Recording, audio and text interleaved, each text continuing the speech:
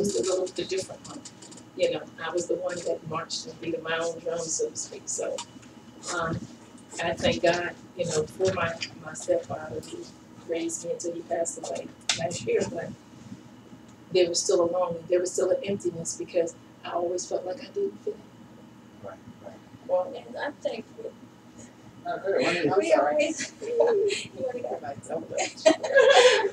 I was going to say, with me, my father, he also died when I was younger, 19. But my father was a police officer, so watching him come up and beat on my mother, and watching his boys in blue come up and say, "Just take a walk," because my father was a police officer back in the day when Rizzo was a commissioner, and we know that they could do no wrong back then, but that's a whole nother topic. But so I watched that as a child, and even as I grew up and as I dealt with my abuse, again I said a lot of mine was emotional.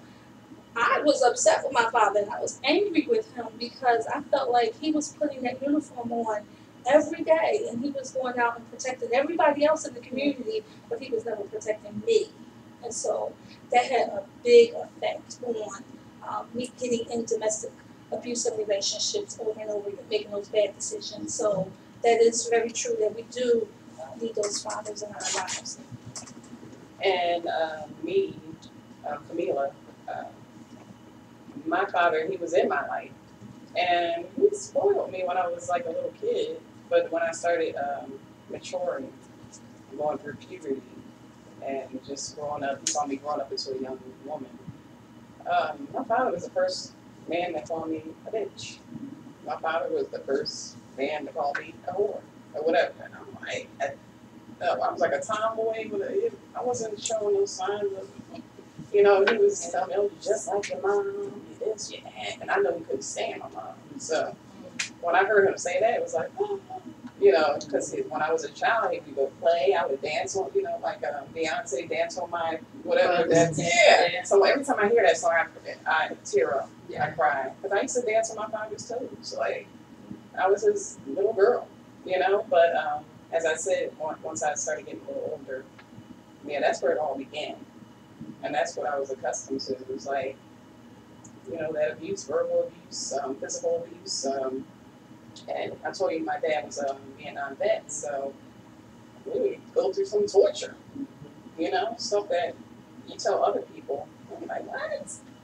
But things that was done to him. Mm-hmm. Yeah. And he kind of, yeah, hurt people. Yeah, and that's what we were being hurt like every day. And I could recall, you know, my dad one day, you know, now he's very sick, but one day we were riding down the street and he just bust out crying.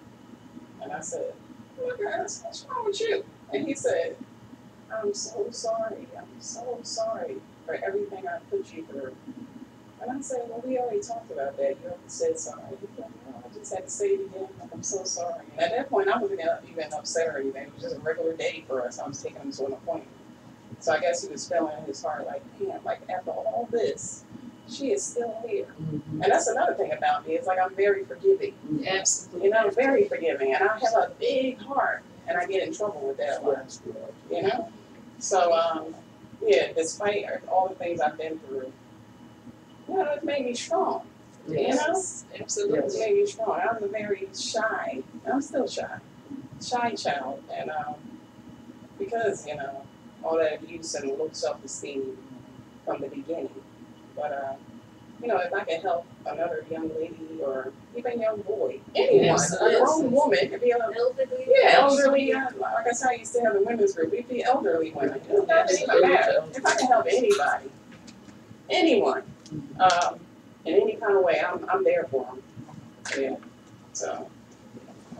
And on that note, real quick, this is 267. This is an emotional show. I'm getting inboxes about this. Is the first open conversation show. People saying that they're tearing up because it's real.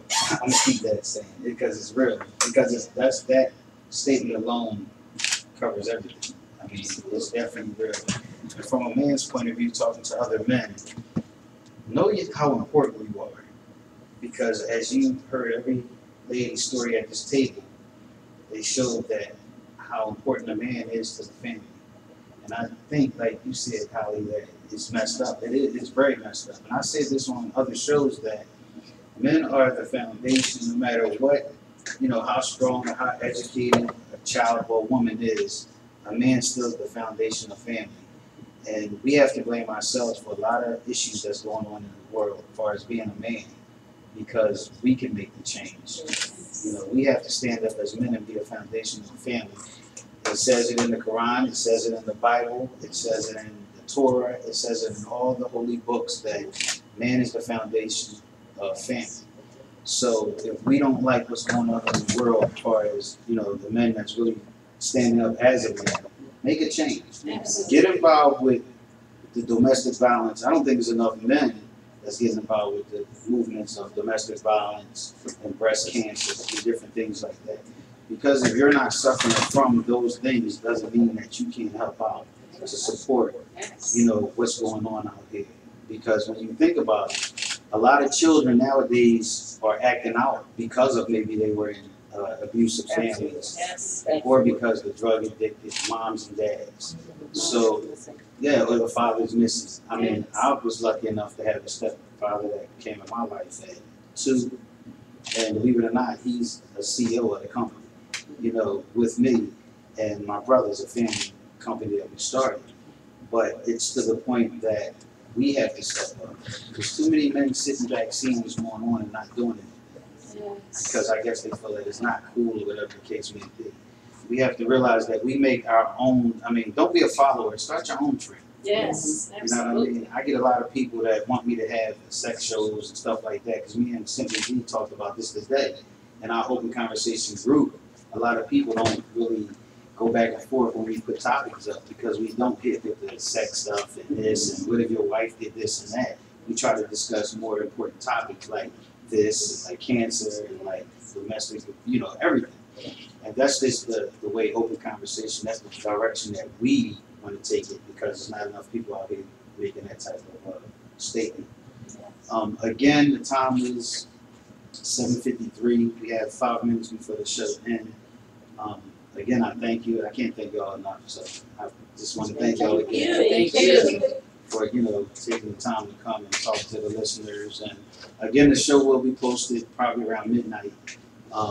If you want to go to YouTube and search Sadior, SADIOROC, you can watch this show and some of the past shows that we recorded here on Heat 100 Radio.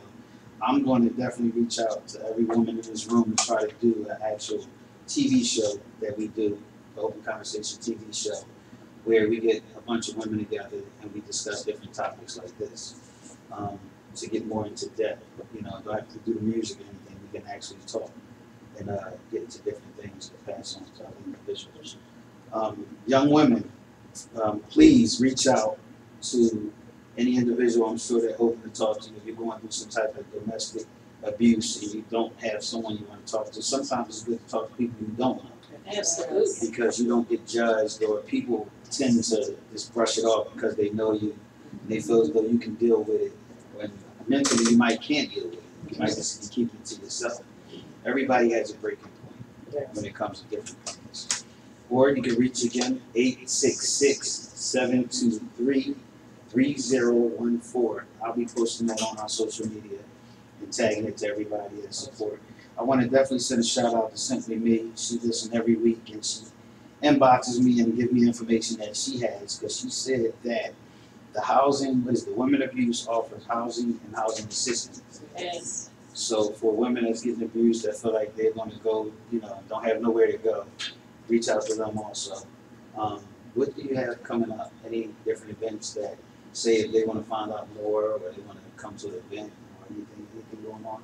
We're preparing now for another conference for March, but they can always go on the website, theManyFacesOfLife.net. We'll have all the information, upcoming events, where we're going to be somewhere else, theManyFacesOfLife.net. Okay. And if you forget that, just reach out to me, inbox me. Of course, I'll get the information. I know how to contact anyone at the table. If you want to talk to a certain person that you heard that you feel as though you can relate to, I'll connect you with them. I'll reach out to Michelle. I and Camila. Me and her talk a lot, so I can also get with her. And you know, it's open, man. That's what open conversations about. More so being open to discuss different topics. Next Thursday, we're going to talk about lung cancer with one of our guests that probably been on the show 4 or 5 times as a special guest host. I don't know if she was on the Women's Empowerment Circle yet, because we shot 2 episodes, well, 2 seasons, 4 episodes, and we're going to get back into that also. For the gentlemen that listen and that watches, I'm going to start talking about men topics. I know the month of October we had all women things. I'm not Steve Harvey. I'm going to take care of us too. All right, so next month we're going to get into, we're going to bring some of the men up, like our Kevin Johnsons and all the other individuals that support us and that support other individuals that come on the show. So on that note, is there anything else anybody want to say before I close out? Anything you want me to give out? Anything? I know that I've been thinking and brainstorming about some things I want to do, to break this abuse. And I figured, since I had my boys, I talk about my sons and how they witnessed me go through things.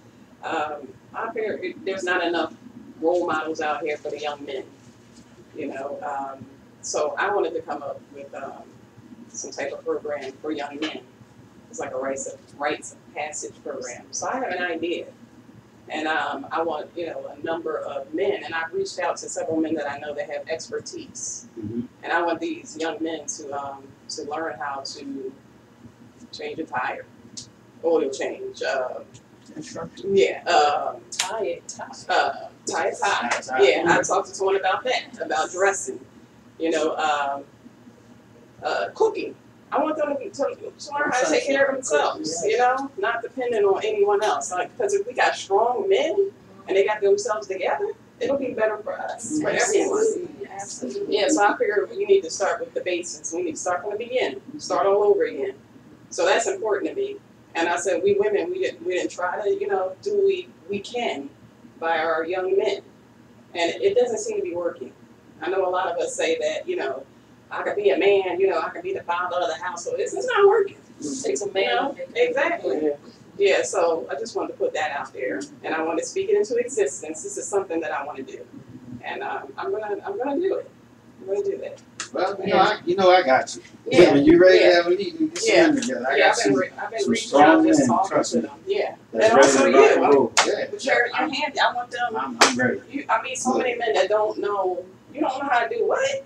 I feel like you need to know how to hold down the fort. And that's very important. Yeah. My mother always told me that I'm going to teach you how to cook because I don't want you to ever have to depend on a woman to have to feed you if she's not going to cook. Yeah. Which luckily I got a wife that love cooking.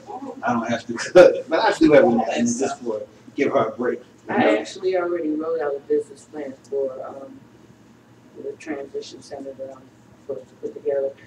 It's going to be called Sakina's House of Hope, and hopefully it'll be coming in the next year or so. But it's going to be a way to reach those children as well as empower the women. So it's an empowerment center. The House Women Organized Women Against Abuse has a 200-bed shelter now, because it was 100. It's 200 beds. It still fills up. I remember when I called many years ago when there wasn't one.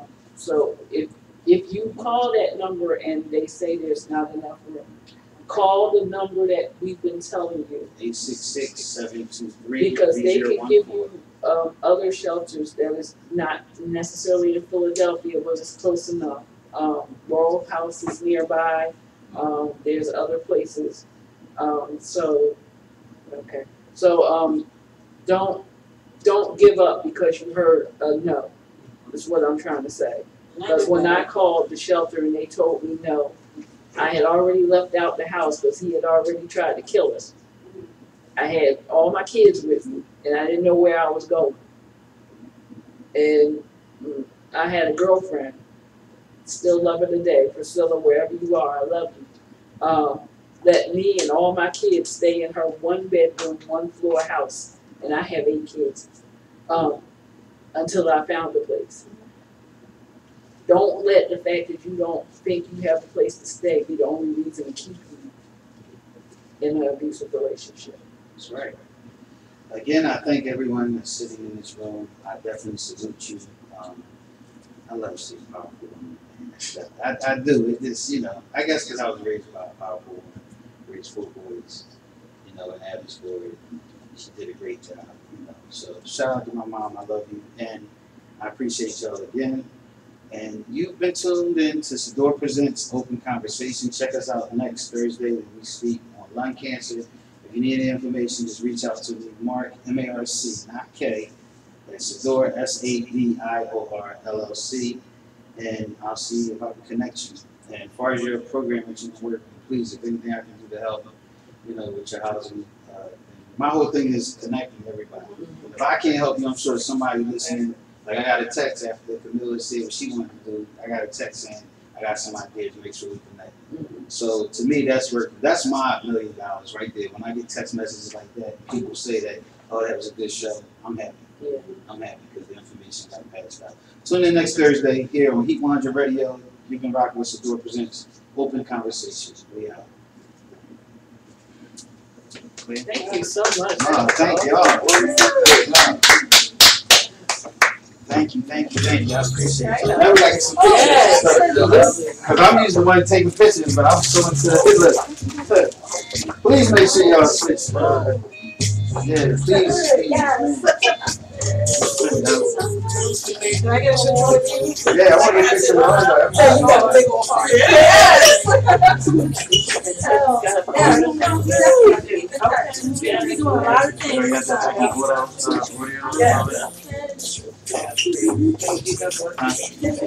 So we do. I'm gonna stop at the trolley stop. She walked to the trolley stop. I mean, I know y'all travel together. We all take on right? Well, let's start something else at a time. Okay. Okay,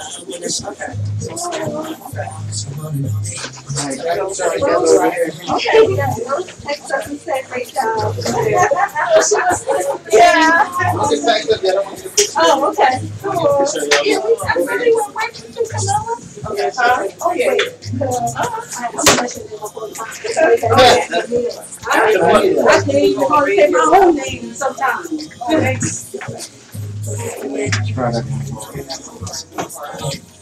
You want to send these to us, Mark? Yeah.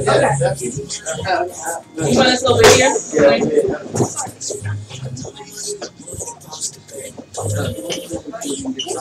Some practice shots. Hopefully you might get them though. Like, come on, we I'm gonna be. Just do me a favor, slide down just a little bit. Yeah. Don't worry about it. I want to give you all. Are we good? So arms, are we?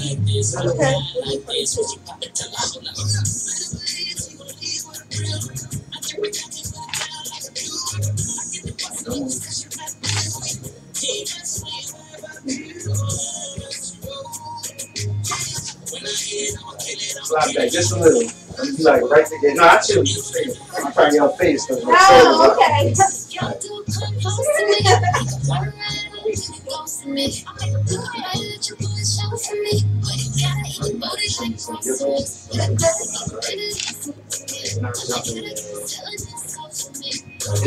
Take this. We gotta take one more first. You can jump in. Okay. Wait. Yeah, that's why I'm like, see, that's why I'm like, I'm over here trying to hide behind you. There you go. Come on down. Push that chair. Push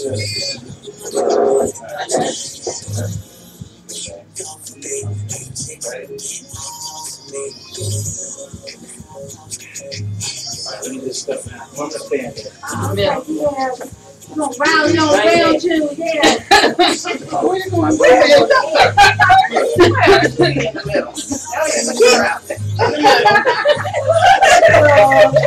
are you looking out there? Everybody in? Take over the camera too. You say.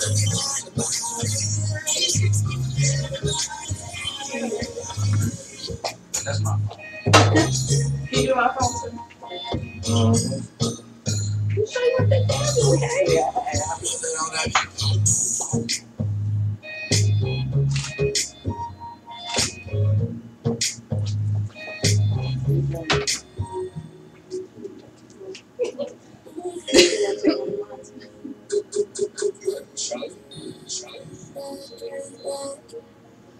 Take me out I'm on on home here. I'll just let everybody send them to me. You doing good with your knees? I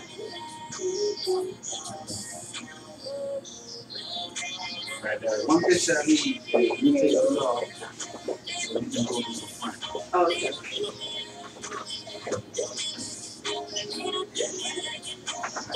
Right there. Take one of the camera too. All right, everybody, come on. Come on, smell it. You gotta slide it in. Look. Yeah, everybody. Go ahead. Leaving. Yeah, Yeah, I Lift felt your it. side up high. Oh, my God. Wait. This, all right. That's like I'm down low.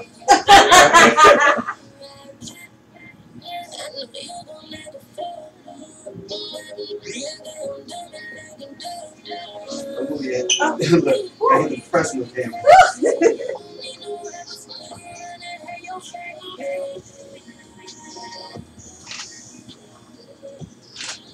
Good. you good? Yep.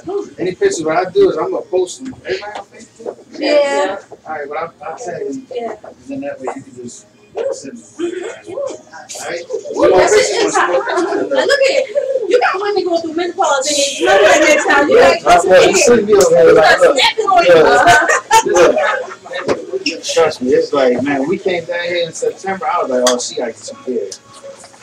Lovely was going into the winter time. Man, it don't make no difference. You said don't make a difference. Like a summer.